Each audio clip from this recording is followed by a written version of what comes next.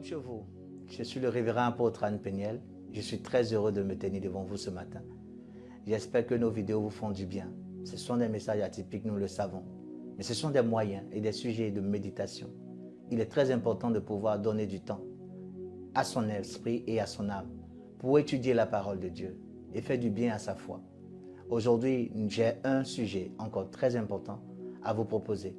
Et ce sujet-là, la Bible dit qu'il rend les gens forts. Il leur permet d'avoir une vie chrétienne solide.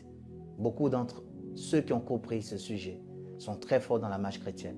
Vous savez, la vie chrétienne, pour certains, elle est faite de haut et de bas. Mais ce n'est pas la bonne manière de définir la foi chrétienne.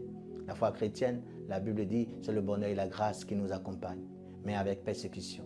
Il y aura des tentations, il y aura des attaques, il y aura des persécutions. Mais ce n'est pas ce qui définit la foi chrétienne. La foi chrétienne, c'est pouvoir profiter de l'abondance de la grâce et le don de la justice. C'est entrer en pleine possession de tout l'héritage d'Abraham à cause de Christ, la semence d'Abraham. Donc la vie chrétienne est tout autre. Mais pourquoi la foi chrétienne de plusieurs personnes semble tiraillée, semble difficile à s'exécuter? Pourquoi est-ce qu'on a l'impression que la vie chrétienne de certaines personnes n'arrive pas à décoller? Dandine. Parce qu'il y a des révélations très importantes à la marche chrétienne qui n'ont pas été révélées à ces personnes.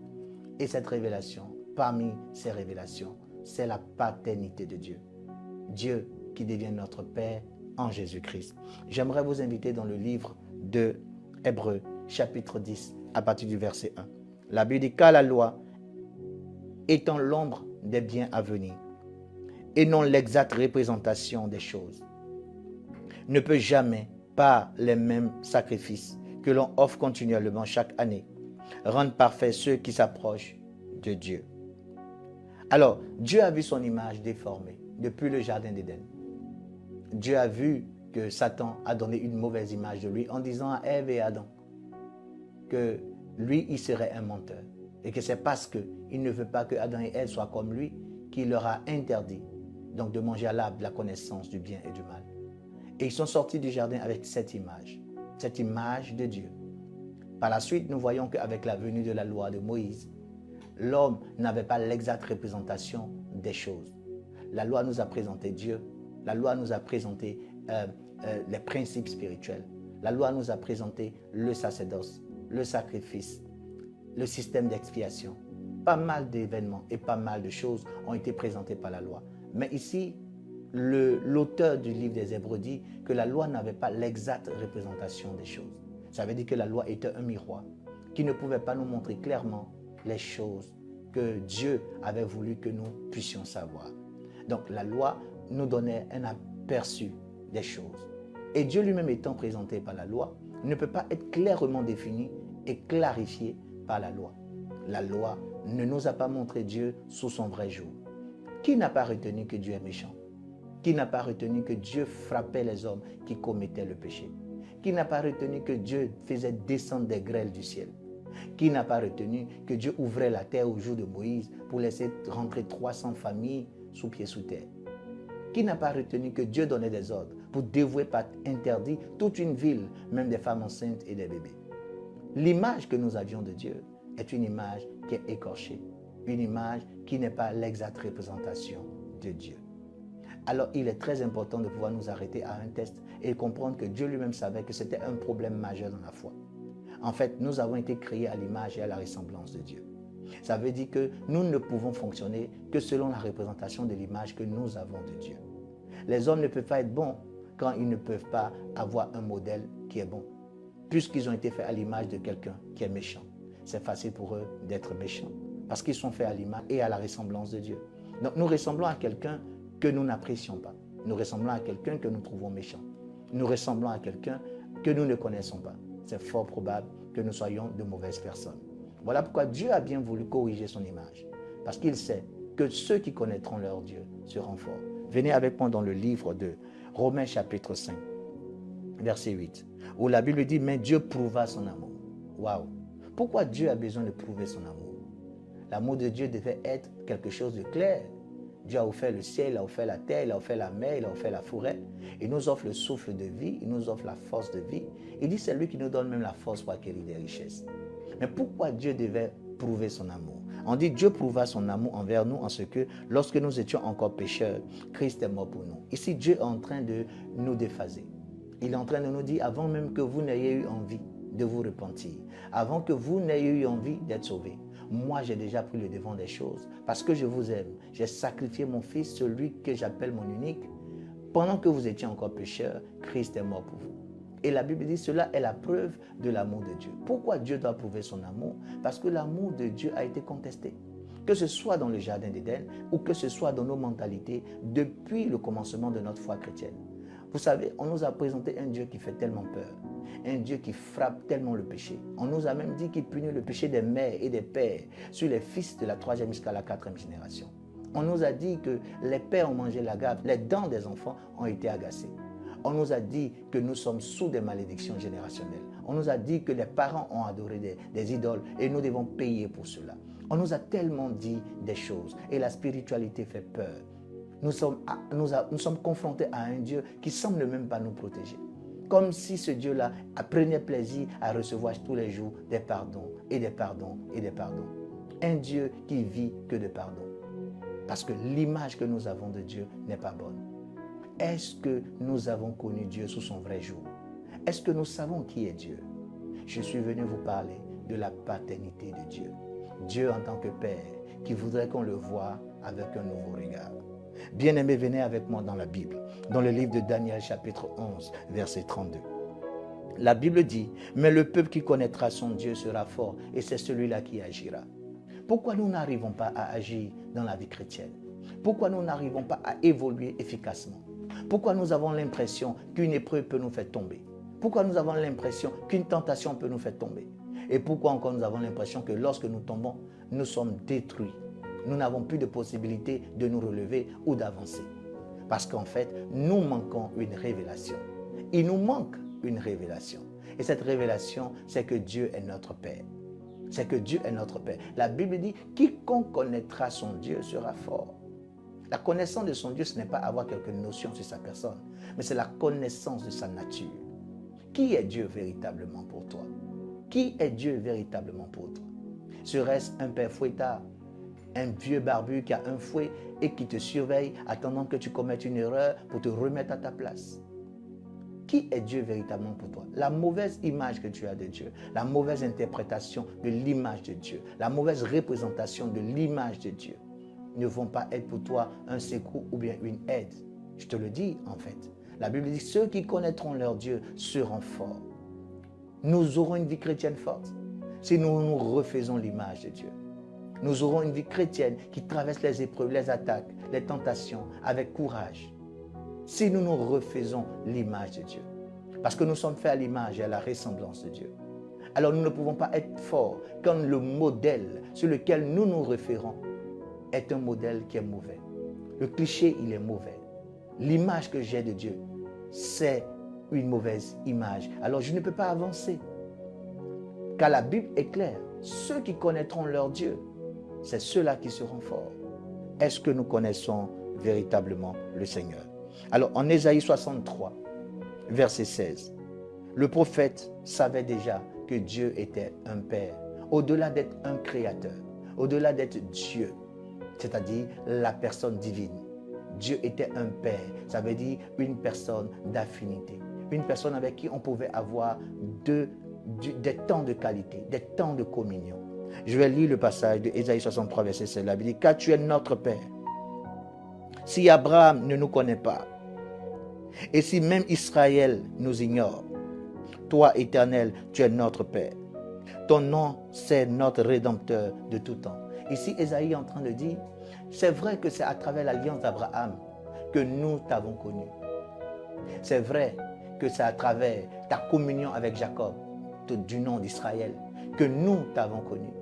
Mais si aujourd'hui Abraham ne nous connaissait même pas, si aujourd'hui Jacob même nous ignorait, nous accepterions que tu es quand même notre Père, parce que c'est toi notre Rédempteur de tout temps.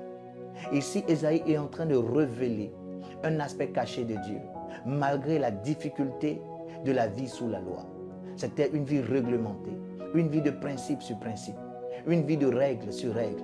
Mais Ésaïe, au milieu de cet imbroglio, essayait de nous dire que n'ayez pas une mauvaise image de Dieu. n'ayez pas une mauvaise représentation de Dieu.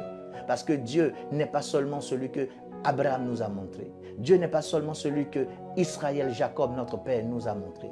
Dieu est bien plus que cela. C'est notre représentant, c'est notre rédempteur de tout temps. C'est notre Père à nous.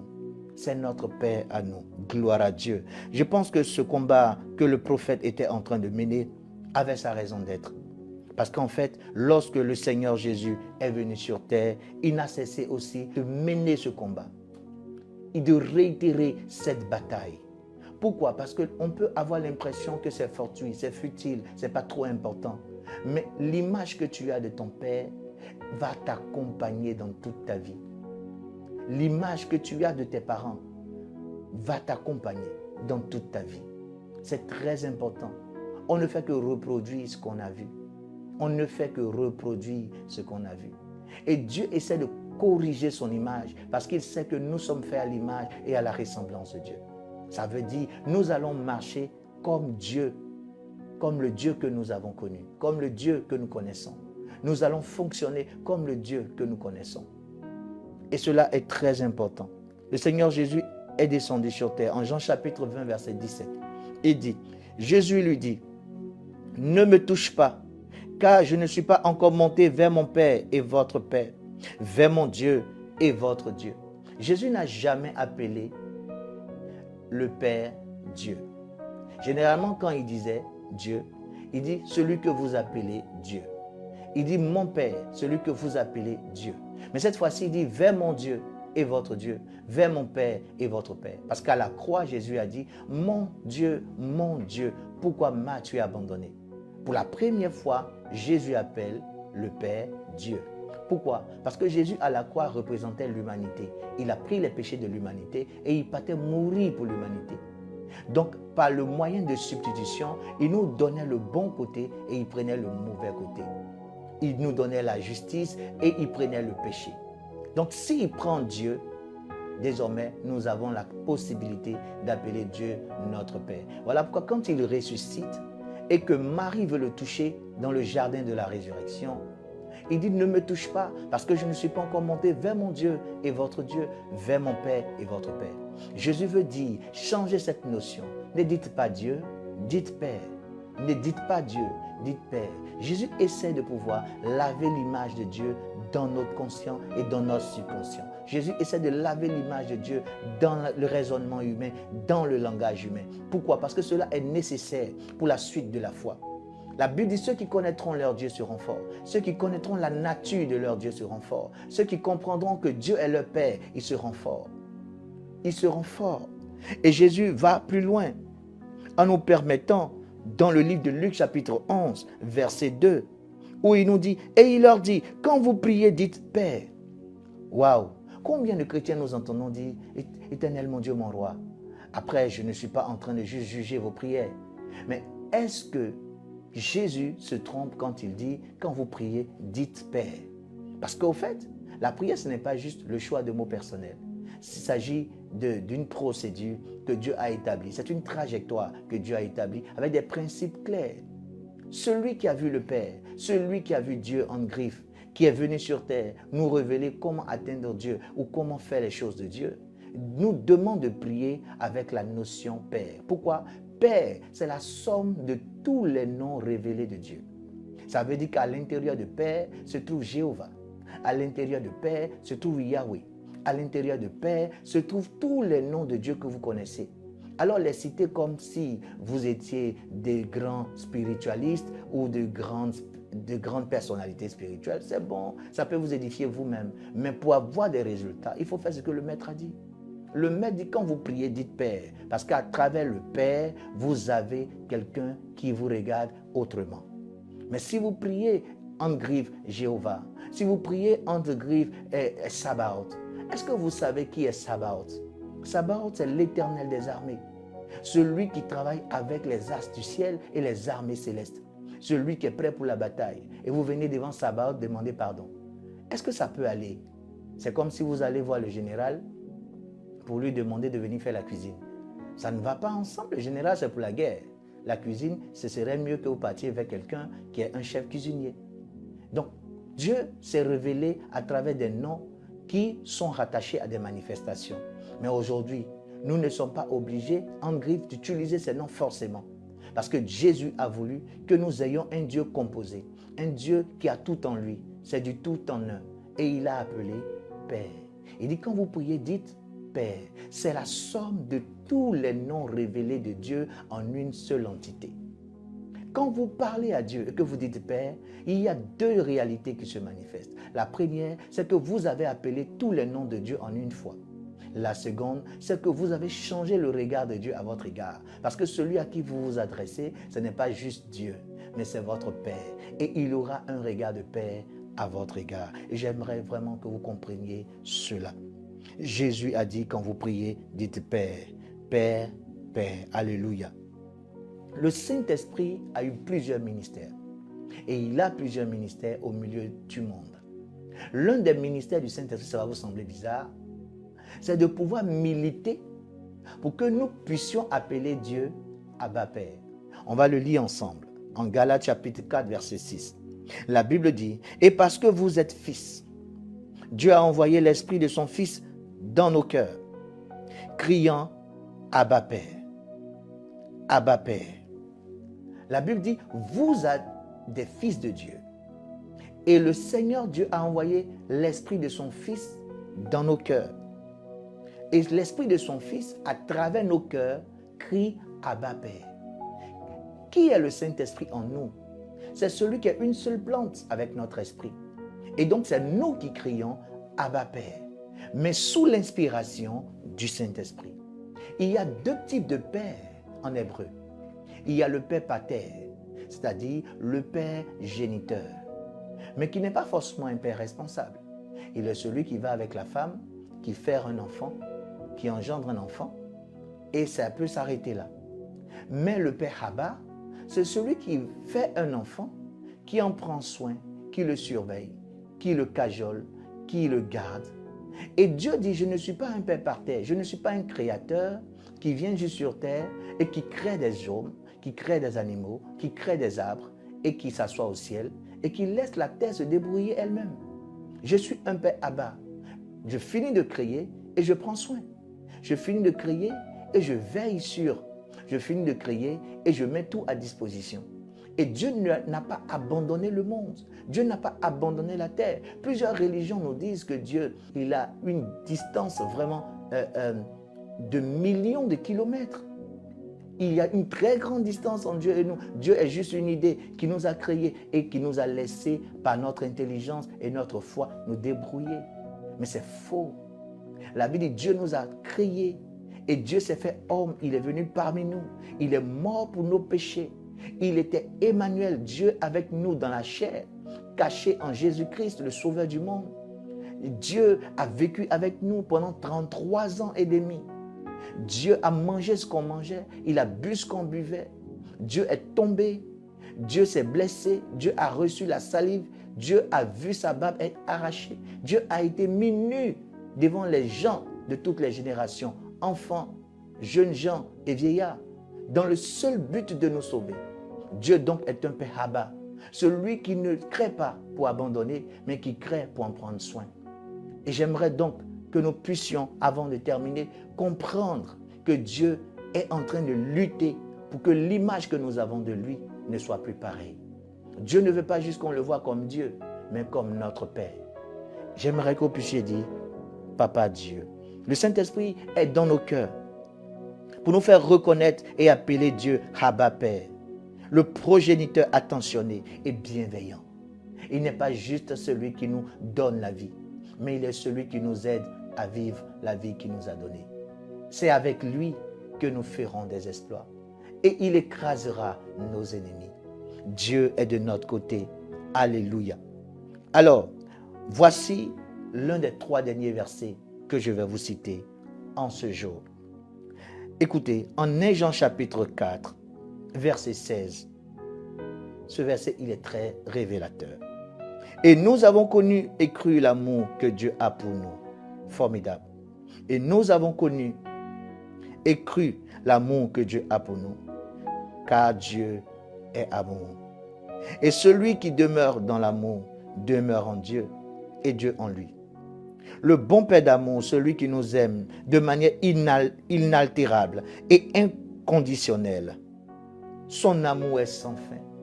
La nature de Dieu est ainsi révélée.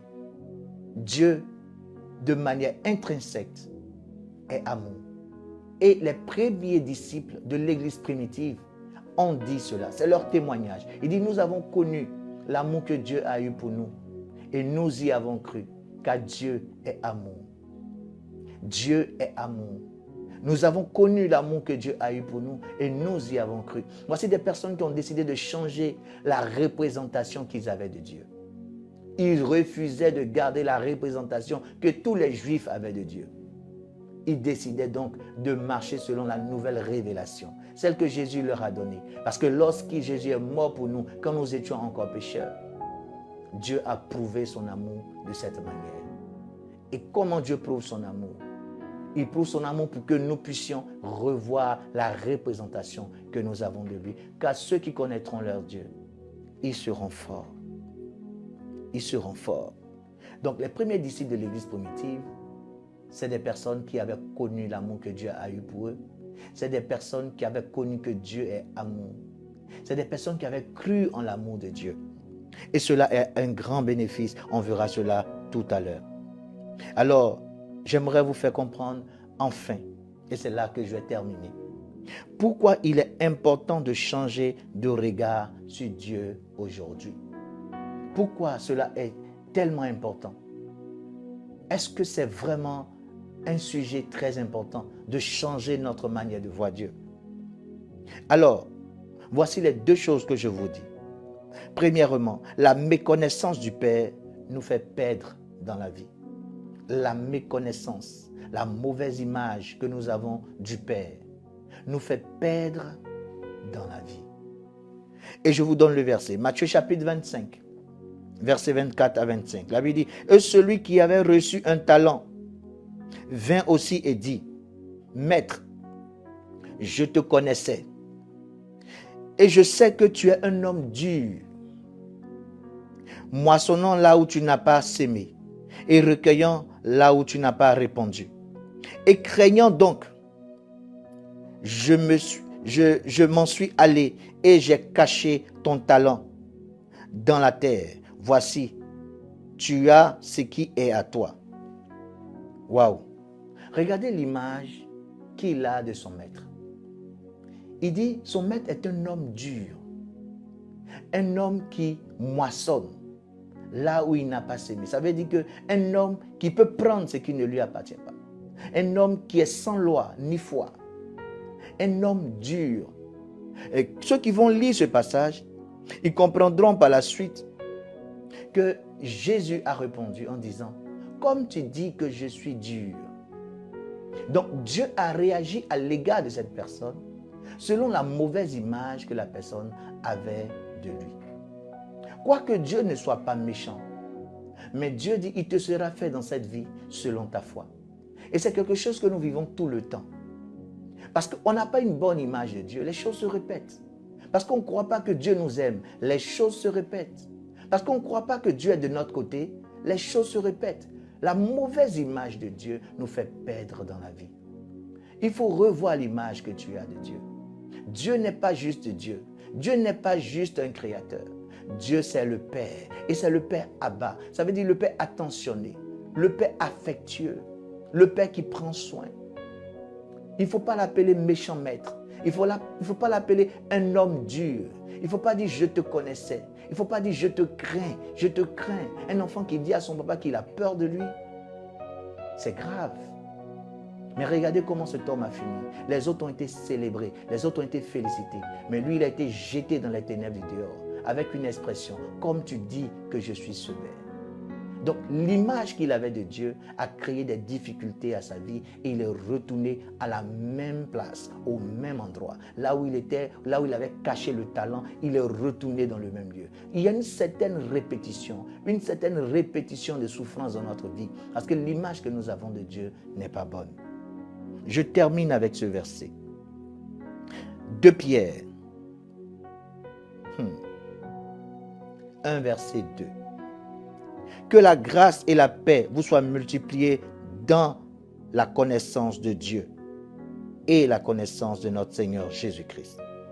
Est-ce que vous voyez que la grâce et la paix se multiplient chez ceux qui ont la bonne image de Dieu? Là où ceux qui n'ont pas la bonne image de Dieu sont jetés dehors pour retourner à l'endroit où ils étaient parce qu'ils croient que Dieu est dur, parce qu'ils croient que Dieu est sévère, parce qu'ils croient que Dieu moissonne là où il n'a pas sémé. Pendant ce temps, Dieu multiplie la paix et la grâce dans la vie de ceux qui le connaissent. Mais que le connaître, ce n'est pas juste avoir une notion de lui, mais le connaître dans sa nature. Ceux qui connaissent la nature de Dieu, laquelle a été révélée dans le passage que nous avons lu tout à l'heure en 1 Jean chapitre 4, verset 16. Nous avons connu l'amour que Dieu a pour nous et nous y avons cru, car Dieu est amour. Et celui qui demeure dans l'amour demeure en Dieu et Dieu demeure en lui. Waouh! Change ton image de Dieu. Dieu est ton Père. Dieu est ton Père. Un Père Abba, un Père affectueux, un Père attentionné. Dieu t'aime de manière inarrêtable et de manière inconditionnelle. Dieu t'aime. Et si tu changes l'image que tu as de Dieu, si tu changes la perception que tu as de Dieu, la Bible dit la paix et la grâce vont se multiplier dans ta vie. Parce que si tu crois que Dieu est ton Père, il ne te fera que de bonnes choses. Et que de bonnes choses t'arriveront. Parce que ton Père est assis sur ce globe. Tu devrais donc revoir ta manière de voir Dieu. Parce que même certains messages qui parlent de crainte de Dieu ont levé en nous l'affection et l'amour qu'on avait de Dieu. Parce que les choses ne sont pas présentées sous le vrai angle. Merci Seigneur d'avoir permis que ce message ait été donné à quelqu'un qui en avait besoin. Que la grâce de Dieu et la paix de Dieu se multiplient par la connaissance de Dieu. Dieu est ton Père. Shalom. Si vous avez été touché par ce message et que vous désirez donner votre vie au Seigneur Jésus, faites cette prière avec moi. Père Céleste, je viens à toi au nom de Jésus. Ta parole dit en Acte 2, verset 21. Quiconque invoquera le nom du Seigneur sera sauvé. J'invoque ton nom, Jésus, mon Seigneur. Car je suis un pécheur dans mon être tout entier.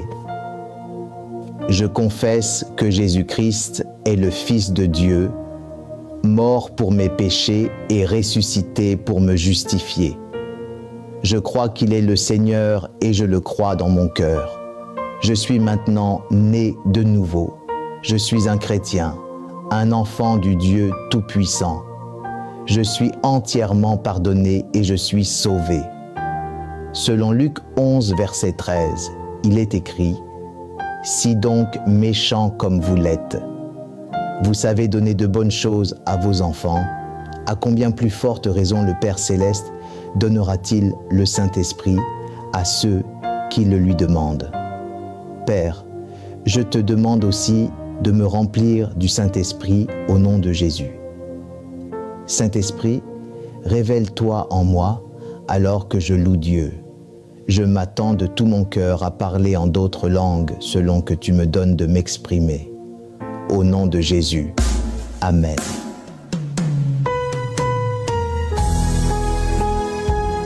Ça y est, vous êtes nés de nouveau.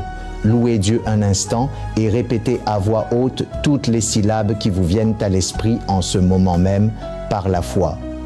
Vous pouvez nous joindre aux numéros qui s'afficheront à l'écran pour nous raconter votre expérience de la nouvelle naissance et afin que nous puissions vous encadrer. À très bientôt. Que Dieu vous bénisse.